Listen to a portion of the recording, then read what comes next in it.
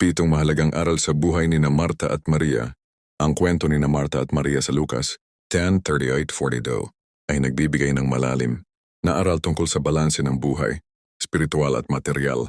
Narito ang 7 mahalagang aral na matututunan natin mula sa kanilang karanasan. Ang kahalagahan ng paglilingkod. Ipinakita ni Marta ang kahalagahan ng paglilingkod sa pamamagitan ng kanyang paghahanda ng pagkain para kay Jesus at sa kanyang mga alagad. Ang paglilingkod ay isang mahalagang bahagi ng pananampalataya at dapat nating gawin ito ng may pagmamahal at dedikasyon. 2.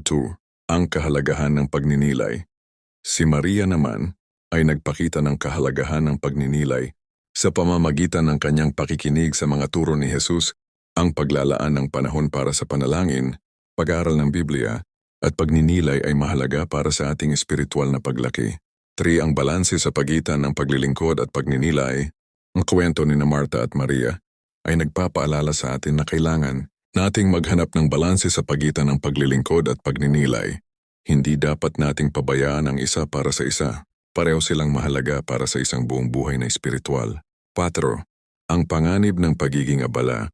Si Marta ay naging abala sa kanyang mga gawain hanggang sa makalimutan niya ang pangunahing layunin ng pagbisita ni Jesus. Ang labis na pagiging abala ay maaring humantong sa stress, pagkabalisa, at pagkawala ng koneksyon sa Diyos. Kailangan nating matutunang magpahinga at maglaan ng oras para sa Diyos. Ang kahalagahan ng pagpili ng mas mabuting bahagi. Sinabi ni Jesus na si Maria ay pumili ng mas mabuting bahagi na hindi aalisin sa kanya. Ang mas mabuting bahagi ay ang paglalaan ng panahon para sa Diyos at sa kanyang salita. Ito ang dapat nating unahin sa ating buhay. 6. Ang kahalagahan ng pakikinig sa Diyos. Si Maria ay nakinig ng mabuti sa mga turo ni Jesus. Ang pakikinig sa Diyos sa pamamagitan ng panalangin, pag-aaral ng Biblia, at pakikipag-ugnayan sa Kanya ay mahalaga para sa ating paglaki sa pananampalataya. 7.